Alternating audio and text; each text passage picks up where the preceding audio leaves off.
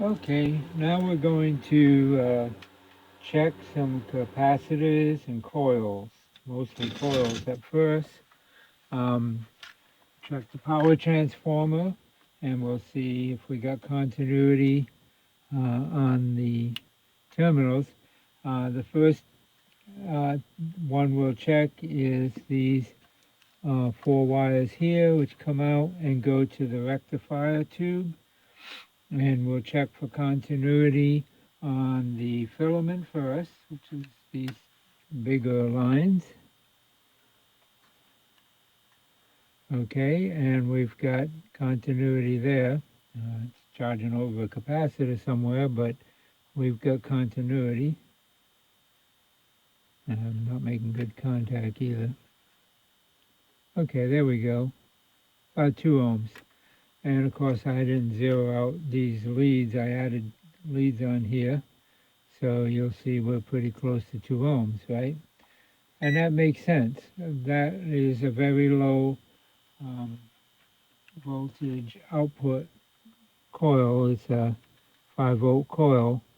So we got a little bit of resistance there. That's okay. It's not likely that that filament line is shorted. It's just more likely that that's just a normal reading. Now across the plates, we should have a higher resistance, and that's these two here. And there you go, 214 ohms. So the secondary is good.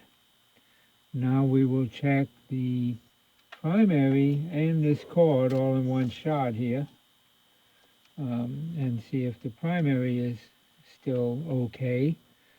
And the switch, I don't know if the switch is any good. They usually go bad. Okay, we got nothing there. Both switches are on. So we're not getting anything there. Now this cord's not the best, but it doesn't look bad. So we will check.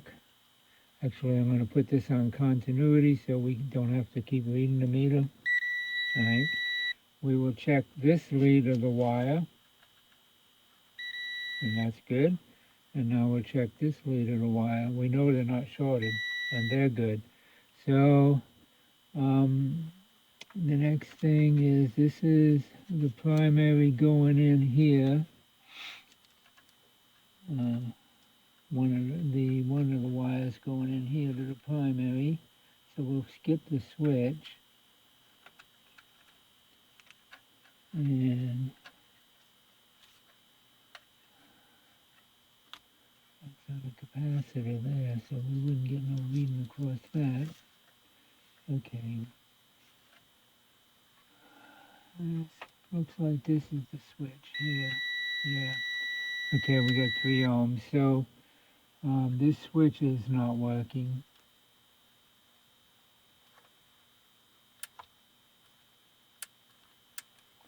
Should be these two here.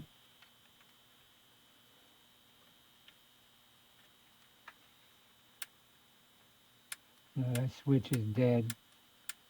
So, well, I kind of figured that. These old square potentiometers with a cardboard cover, they go bad. They get really bad with age. Dust and dirt gets in there. You see, I don't know if you can see, but the cover's like open. They don't stay shut. They're not glued or anything. That's just the way they are. So I don't know if those are good or not, but that switch is not good. However, across the coil, the input of the transformer, we're fine. And if I measure across here again, where we have nothing, and I jump across what would be the switch, you see it's fine. So the primary's good, the filament's good, the B plus or the plates of the rectifier tube are good. The other line on here would be the filament voltage for the 6-volt tubes and the filament voltage for the 2.5 volt tubes. Again, those are going to be low, so they'll barely show a resistance. Here is the, I believe, the 6.3 volt tube line, but we got continuity, we're fine there. And the 2.5 volt filament line would be, should be this one here. Well, it goes to all of these, so we can check it up here. Check the whole string at one time. Find one that's good. There we go. I can get to that one. Here, and here, and we've got continuity there. So it looks like the transformer's fine. The tubes, by the way, all tested fine, except for a couple that were weak and one that tested bad. However, it wasn't really bad, and when I left it on a while, it would creep up into the questionable spot. So we're gonna just figure that it will work. If it needs to be changed, it will. We will change it, but for right now, it should function good enough to run the radio. So I'm not gonna worry about that. Let's check these coils.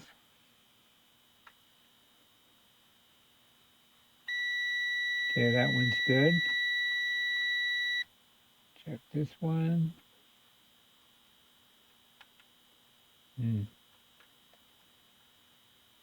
Okay, hold on. It may not be. No, okay. Get on there. Nothing there. So that's good. But across here, I'm getting no reading at all. This coil may be bad. Or it may be a capacitor in the coil box, but I don't know. It could be a filter which has its own capacitor and coil in one. Let's check this one and see if we get any kind of different result.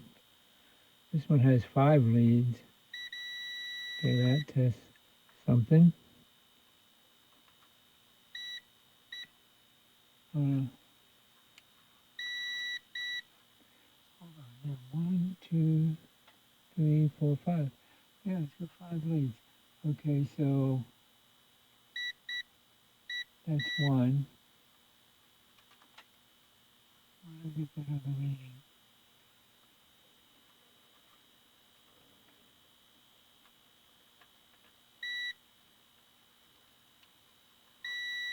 One there. Okay, so that's that one.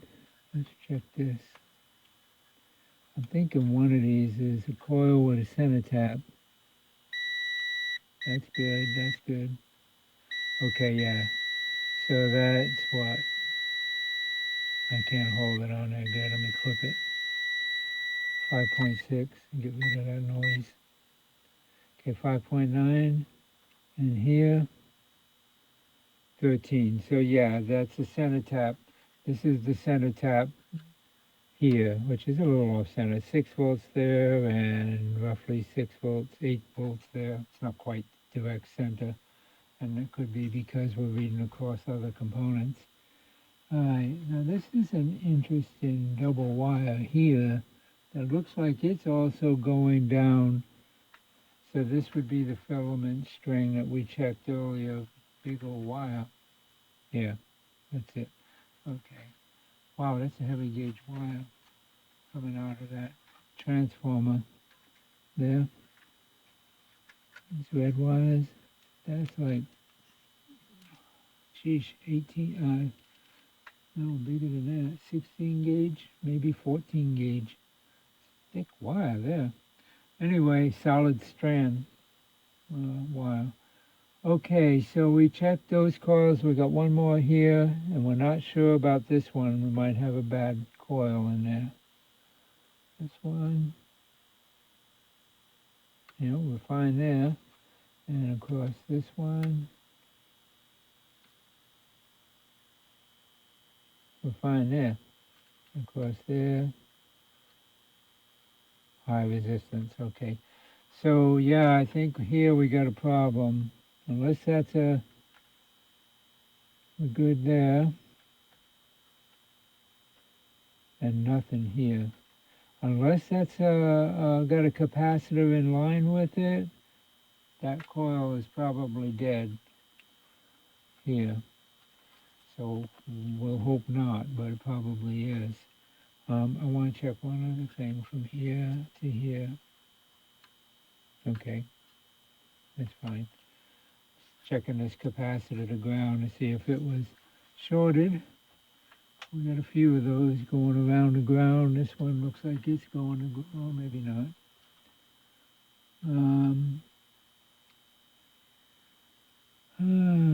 Okay, so the other coil we want to check are these two coils. You probably can't see it, but the coil, the output transformer and the field coil. And that comes into these 4 wires here. So we can put this on this one, and this one comes off of the rectifier, so this would go to the field coil. And we'll just jump across to the other side and see if we can find a reading. Okay, we got something there. We can't get on it, but get in there.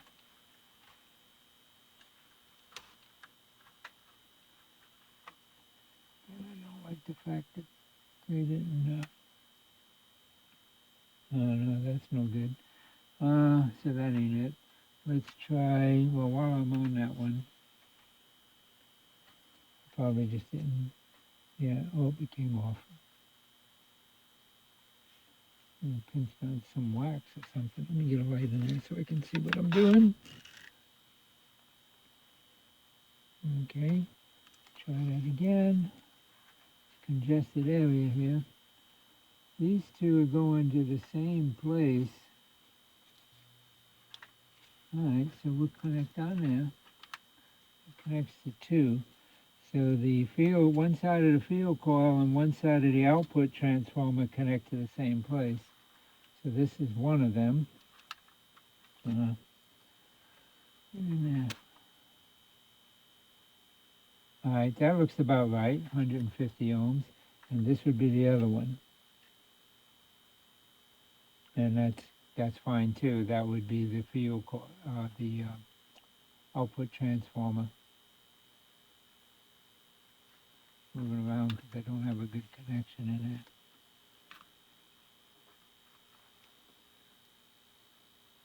There we go. Yeah, that would be the output transformer, and this one here would be the field coil, which would be a higher resistance, I believe, or maybe vice versa. You know. Either way, they test fine there. Let's check on the speaker itself. Check the secondary of the output transformer. And this also has a bucking coil. Okay, that's fine. And across here, that's the bucking coil, and that's fine. So it looks like all of those coils are fine. Good to know. Next thing we'll do, this goes to ground, which is one of these in this can that went bad, and they put this on. So what I'm going to do is this, I'll probably just, it'd be hard to desolder that from ground, I think. Got it connected to that coil there. I'm just going to take it out of circuit here, because we're going to replace it anyway. And let's check it. It's supposed to be an 8 microfarad. Now again, this is only checking the microfarads. This is the capacitance. This is not checking to see if this capacitor is leaking DC, which would also make it bad. But it's definitely leaking DC. So, and I think I can show that. But let's go ahead and check the capacitance first. It's supposed to be 8 microfarad. We're getting We're on a nanofarad scale. So that's dead, dead, dead, dead. 0.1, 0.119. So 0.1 microfarad, because we're on the nanofarad scale. So you have to move the decimal point. Actually, 0.01, I'm sorry, 0.01. This thing is open. It's totally bad, which does not surprise me. Now, the one that they replaced, that they disconnected, was this one, which I'm not sure, should be around 8, I guess, because they put an 8 in there. And it's nothing, it's dead too.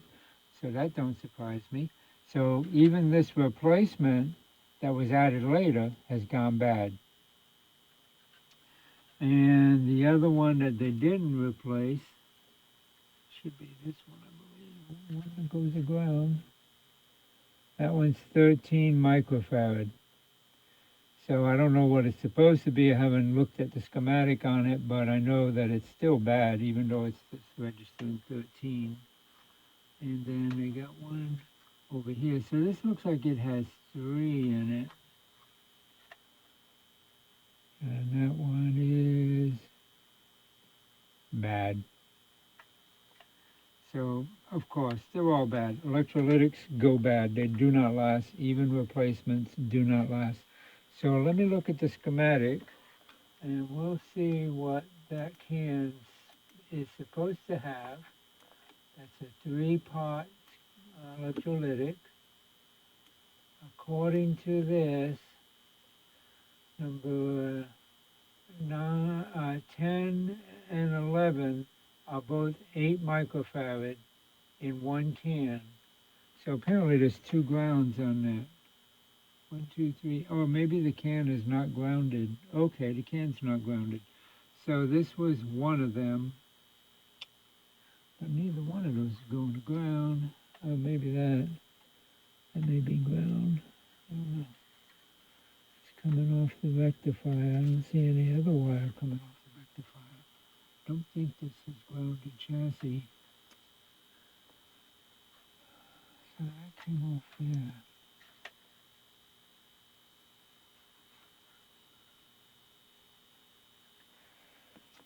Let me measure across those two.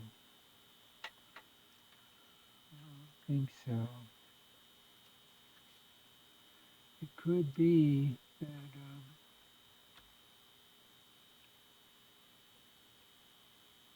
yeah, we got 13 microfarad across those two. So this one is grounded. It goes through this really small electrolytic capacitor, which has lost all its paint, and goes across this jumper, which goes to ground. So this is the ground side. This is registering 13 to ground, and this one is registering 0.01, 0.01 to ground. And this one's 13. And you see that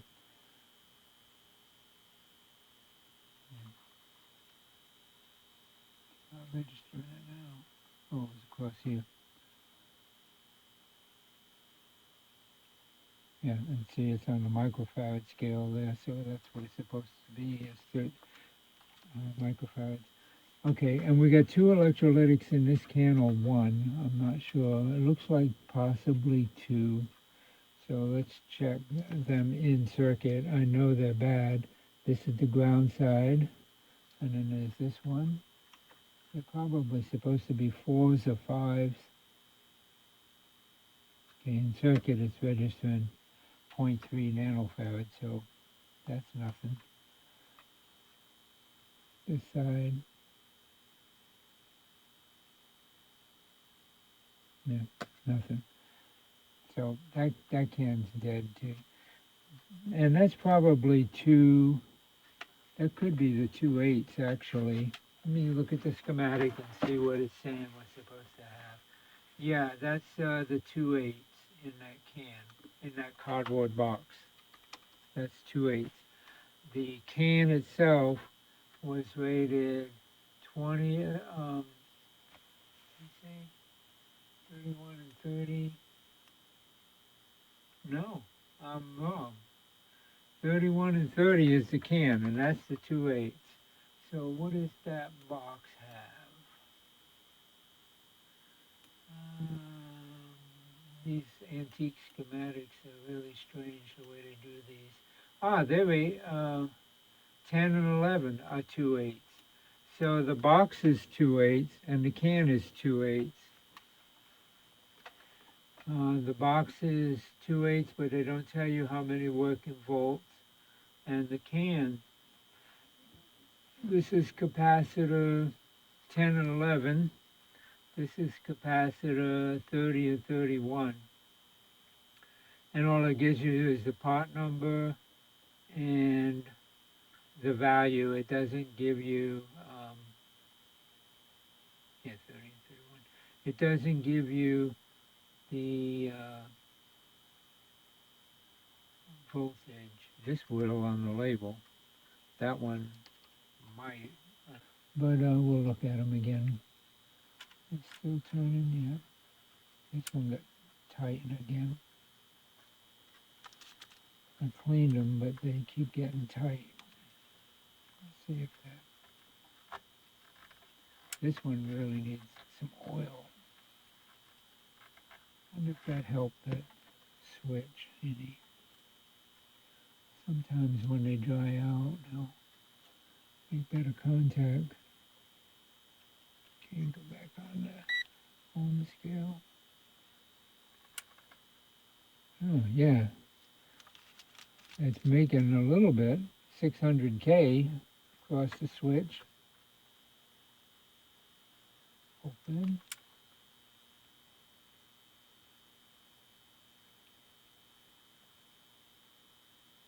It's weird. 1.5 meg. I am making good contact on that. 160K. Oh, what's that lead? Let's try that again.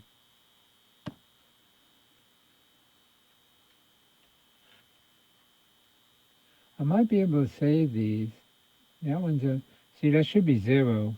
It's 114,000. Now it's 105,000. It's jumping all over.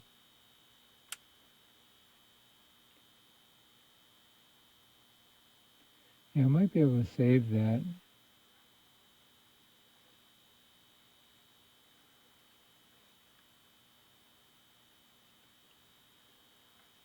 $3.8K. Might be able to save it. I don't know. This one's still functioning. That one's really got a problem. Let's see if this one is actually working. Actually, while we're on this one, let's go ahead and check it. Across the whole resistor, nothing. So the trace is probably dead on this one. Like I said, they go bad. Yeah, I'm getting nothing on that trace. That wiper ain't doing nothing. All right, let's try this one.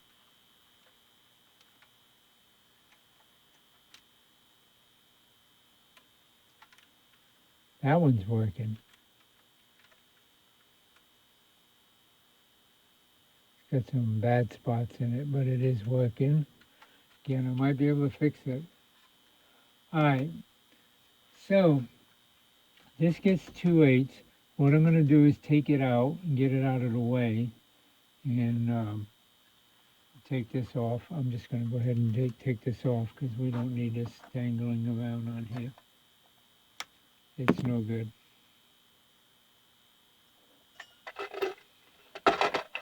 Okay, yeah, I'm going to go ahead and take this can out so we can read it and see what it's supposed to be, and we'll check it and see what we're getting on it and go from there. So give me a second to do that. Okay, I got it loose, and this is really cool. Aerovox high farad electrolytic condenser. And the end there is just really strange. It's like aluminum paper that was on the end there. I don't know if that leaked out. It looks like it's electrolytic that leaked out. But anyway, it says it's got the type and the code number. But total capacity for B and C terminals is 8 microfarad. Just says 8. Doesn't say microfarad. Oh yes, it does. Right there. 8 microfarads. And then it's got maximum peak voltage. Never seen that one before. 500 volt to DC. Operating voltage, 450 volts DC. So basically it's a 500 volt capacitor, right?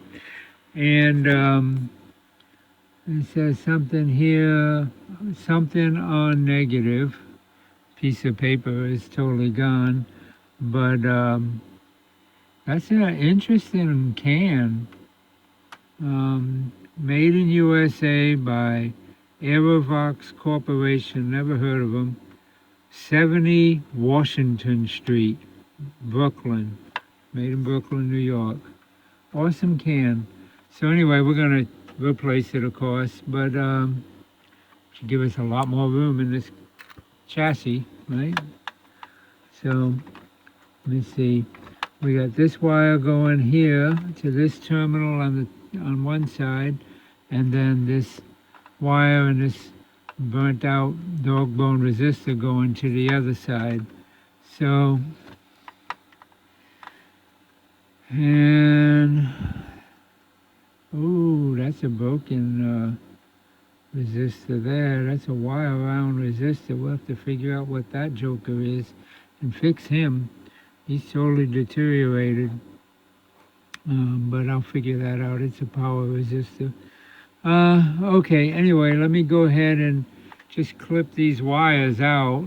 We know 2 of them go to the 8, and 1 goes to ground. So that's probably the ground side there.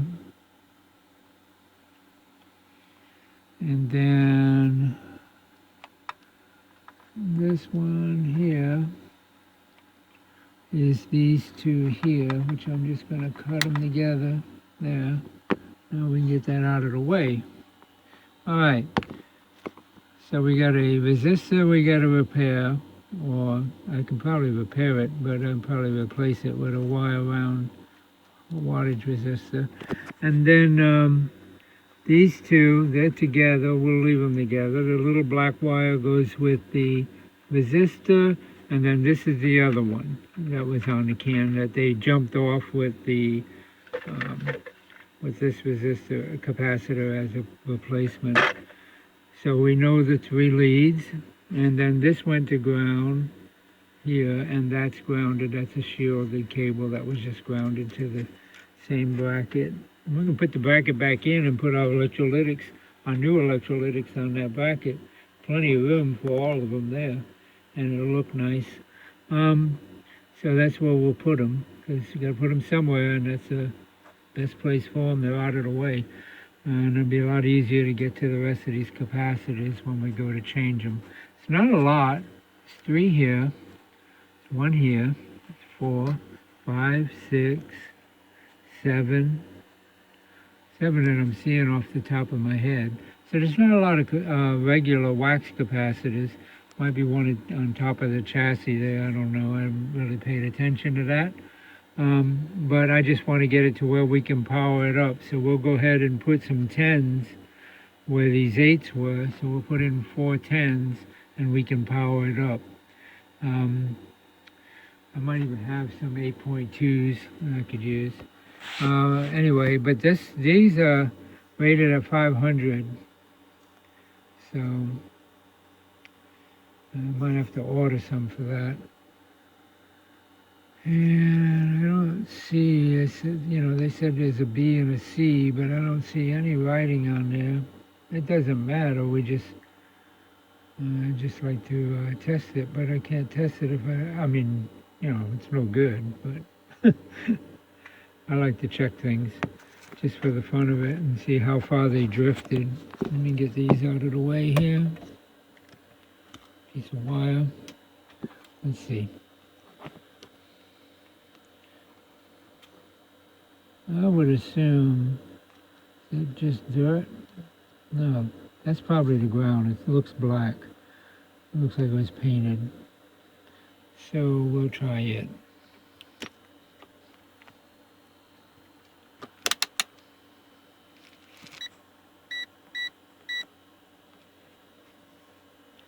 Okay, so if my theory is correct, one of these we know is dead.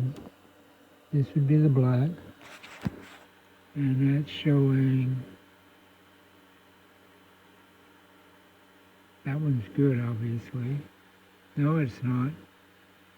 It's open, or it's so far off. It's open, most likely. You can't read it. And this one. This one's the one that's red 13. So the other one is open. That's the one they replaced. This is supposed to be 8. It's 13, which means it's leaking DC like a sieve. You see it's still jumping around. Shouldn't just keep jumping around. But if I go to the resistance scale, which it's already charged now because I had it on there. Well, that's not bad. There we go. Now it's starting to register. See how the resistance is dropping? That means it's leaking direct current. This should be an open circuit. All I should see across here is that. Nothing else. And when I put it on there, look at it.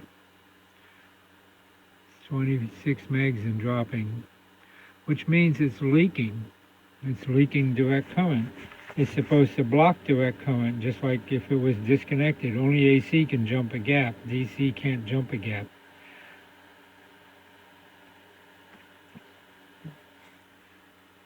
And it's still dropping. Well, it's leveling out. So there's its leakage, its voltage leakage rating, 23 meg. And the rest of that is just leaky. And this one that tested not bad. Look at that, it's a dead short, almost a dead short, 33 ohms. So that one's almost dead short. And this one is risen to 13, almost twice its value, almost 14. It's supposed to be 8. So over 1.5 times its value. It's way out of tolerance. Awesome capacitor. It's heavy too. It's neat. Anyway, that's that. And this is the other 2 8s here. And that's why it's got an 8 there, and it looks like it says 450. Looks like part of a 4 and a 5 and a 0. Or that may be 8 at 250 and another 8 at 200 here. See, it looks like it, you can see that. The camera is so sensitive to light that my eyes can see what you can't see. You probably see it. But anyway, it looks like 200 here, 8, 200, 8, either 150 or 250. The first number is kind of hard to read, but I would think it's 8, 250. It doesn't matter because I'll put 8 250s in there anyway. These are small compared to that big can in voltage rating. This one got hot, almost fried through that wire there. Well, I don't want to change those right yet. I want to get these 2 in, and then we can change those 2. And let me see if I can see what this resistor is. It's not broken. The wire is not broken. It's just untwisted there where the insulation is dry rotted. So we get in here, see if I can find that on that resistor on the schematic. It's supposed to be 220, so it's perfect. And it comes from the 2 cathodes of the cathode of the preamp and the output transformer going to ground. So what I'm going to do is is get that wire straightened out a little bit. The coil's fine. Boss, it's still well within tolerance. So what we'll do is I'll probably just replace it with a power resistor. 250 ohms, 220 ohms. Yeah, well, it's well within tolerance. If I put heat shrink over it, I think I can save it. So I'll try to do that. I'll try to wind it back up a little bit and stick it in there and then slide some heat shrink over it. It does get hot, but the heat shrink can handle the heat, so it should be fine. As long as I can get it back, twisted back in there. I'll probably take it off and fix it and then put it back on. Just because it's cool, not because of any other reason, because I can definitely replace it, but it's a small coil wire. Actually, that goes to ground from the cathode, so I know there's no voltage across that. Very little. So anyway, I can look at the tube and find out what that voltage is supposed to be and calculate the current and then figure out exactly what wattage this is, because they're not giving me any of the power wattages for the resistors. So if we go back up, close that, back over to it, you see it comes from the cathodes, these two cathodes to ground. This is the ground line here. And cathodes are close to ground, so the voltage across this isn't going to be diddly squat. See, it goes to the ground lead of the antenna. That's the ground line. And the B plus line is here. That's the B plus line there. So, small wattage. I think a 2 watt would probably work. I mean, that's a very small little wire, and it's got a lot of coils, so 2 watts would probably be fine, but I could put a 5 watt in there and just replace it and be fine. I don't know, I kind of like to try to save it, so we'll see. I'll deal with that when I get to it. For right now, it's fine. I'm going to go ahead and I'm going to throw some heat shrink over it just to hold it together, but I'm not going to shrink it. Just going to stick a piece of tubing on there so it don't unwind any more than it already has. I could just put a piece of electrical tape around it, but that's hard to get off. So I'll just slide a piece of heat shrink over it to hold it in place. Anyway, next thing is to put some electrolytics on here, put a couple of electrolytics on there, and then we can fire it up on the current limiting bulb up there and see what we get, if we get any sound at all. So we'll do that next. Okay, we're getting somewhere.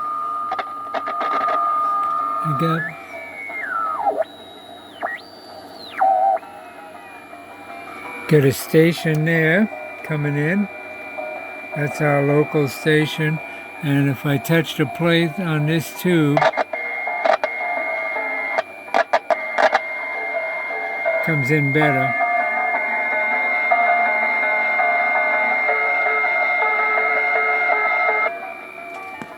I don't know, that may not be our local station. That's too far away.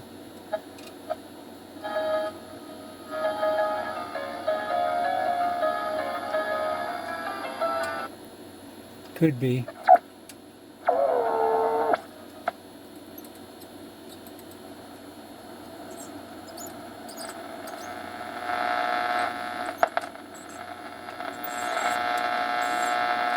Yeah, that's our local channel.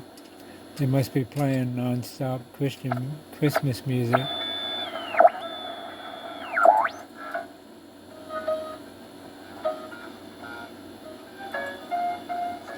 Okay, so a couple things. Obviously, I have to change the all these wax capacitors and clean these contacts. It's coming in better there. Yep, that's a Christmas song. And I should be able to get that on my AM radio here.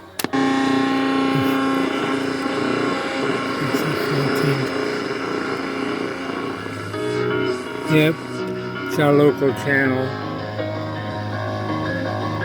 Okay, so we're getting it. We're just cheapy out antenna. And I'm only running 100 volts because we're drawing 80 milliamps and 78 watts, and that's a little bit high, so I'm going to back this down. It's actually not bad for a 10 tube radio to draw 80 watts, but so the next thing is to go ahead and change these caps, and then we can do an IF tune, clean the contacts on all the tubes and the tube sockets, and you know, I changed that bad resistor that was down there. I did put heat shrink on that one, and it's doing fine. I got to solder in these electrolytics, but I'm not going to worry about that right now. I got them tacked in where they go temporarily, and these I just got them jumpered in. But ultimately, I'm going to put them all in that metal bracket there where the old can was, a perfect place for it. And then we'll work on tuning it. But I know these capacitors are shot and they got to be changed. And there's probably resistors out of tolerance. And so that's something else we're going to do is check these resistors. But I'll do that as I'm recapping. I still need to take these out. This volume controller is real scratchy. The switch is working, but it's, again, if I take these off, I might be able to clean them. This one is really hard to turn. Now they both were frozen, and I used contact cleaner, and they were turning real easy, like this one's turning now. Okay, and then overnight they froze up again. So I hit them again with contact cleaner. Now this one is froze up again. Well, not froze up, but it's a lot harder to turn. I'm using a lot of strength to turn that. This one is still turning real easy, and it seems to be working, although it's scratchy. So I don't know. I'm going to try to clean them. I'm going to try to save them, but they're very difficult to save. We may end up having to put new potentiometers in here. It's a little tricky because they're so close to the tube sockets, but I got plenty of room. If that big old box fits in there, a small potentiometer will do fine. I pull that out. I got it out of circuit. I just didn't take it completely out because I wanted to wait until I solder. These are just tacked in. I wanted to wait till I solder them in down here where they go. I'll go ahead and just clip the wires off that one and take it out of circuit. Right now I'm connecting to it where it is. So that's what we got so far. Actually, okay, that's that one. I didn't even do that one. Oh yeah, I did. I did it up here. It goes from there to ground, right? Okay, so this is not connected to anything. It's disconnected. I cut the ground off and I cut the other side off, so it's just a terminal. So I'm going from there to there, which is a wire to ground. So I'm still going from there to ground. But I'll pull that out, and I know where this goes. It goes from this coil, or from this wire here, however you want to look at it, or from that pin on that tube. It's all the same, right? They're all tied together like a triangle here, and down to ground there. Well, actually, just these two are connected together. That one goes to the back coil. Apparently, this coil here is... like I said, it might have a capacitor in it. That may be a problem with it. I don't know. It doesn't read good on one of the sides, but the radio's playing, so I'm not sure. But we need to look at that. And to tune this radio, I got to find out what the IF frequency is, but it looks like it's a... well, it's actually a tuned circuit. It's not super heterodyne, so it doesn't have traditional IF cans to tune the circuit. Here's the schematic for it. And this is the those capacitors in those round cans. and it may be that I don't know, one of them is not working, and I'm not getting nothing across. There's 3 cans. Actually, there's more than that. There's this. There's one there that goes up through the top here, and there's another one that goes up through the top here in this corner. So there's 2 on the top, and there's 3 on the bottom. And so I have to trace them and figure out, you know, which one's which. But here's 1, 2, 3, 4, and that's the 5th one there. So we'll take care of those. This is just hardwired in with discrete devices. It's not these coil cans. These 2, 3 here are the, that's actually not the cans. Those 3, well, these are the cans, but these are the tuning capacitor. There's 6, 6, and 6 down here.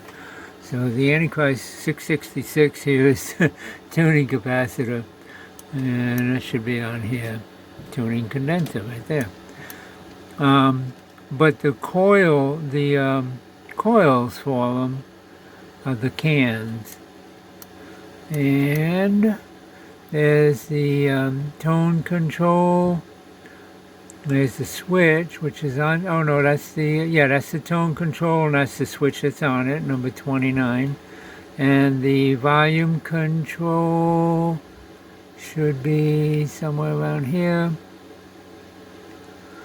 Not seeing it right now, but it's around here. Oh, there it is, right there on the preamp. So actually, it's a really good radio. You got a pair of tubes, and they're not push-pull. The grids are tied together, and the plates are tied together. So it's just a double amplifier, which is really interesting. And well, here's the information. We have an RF amplifier, which is a 58. We have the first detector, it's a 57. We have an oscillator, which is 56. Normally, the first detector and oscillator are in the same tube. On this unit, they're in 2 different tubes. Then we have an IF amplifier, which is 58, another 58. Then we have a separate 56 for a detector. We have a separate 56 for automatic volume control rectifier, ABC rectifier. Then we have another 56 for the audio frequency amplifier. And then we got the 2 parallel output tubes, and they're in parallel, these 242s. And then, of course, the 80 is the rectifier. So that's a really good circuit, very well made. Crosley made some extremely incredible radios. And this is a very old one. I haven't figured out the date on it yet. I don't think it's on here. No, but it is old. It's an old radio. So you can tell by the way everything's handwritten. This was handwritten and then submitted to the, and even crossed things out and redid them, and submitted to the patent office that way. So, but yeah, I'm not sure. I would say the IF frequency is 181.5, so I'll inject the signal in there and tune it. Well, figure out where we can tune it. I guess it's in these capacitors in here. I don't know. I don't see any actual tuning, but there's got to be some somewhere. Should be antenna and oscillator tuning. But anyway, we'll check it out and get it going. So we're doing good. Just for a first run and first look at it and getting sound out of it, that's a good step. We've just verified from the antenna all the way through to the output. We've got a signal going through. Now, whether both audio amps are working, I don't know. How the RF and detectors are working, I don't know. I mean, we got to check all that out. These coils, are they all working? Do they have slugs in them to change, to adjust them? I don't see any slugs. So again, I don't know. There may be a slug in the coils, but I don't think so.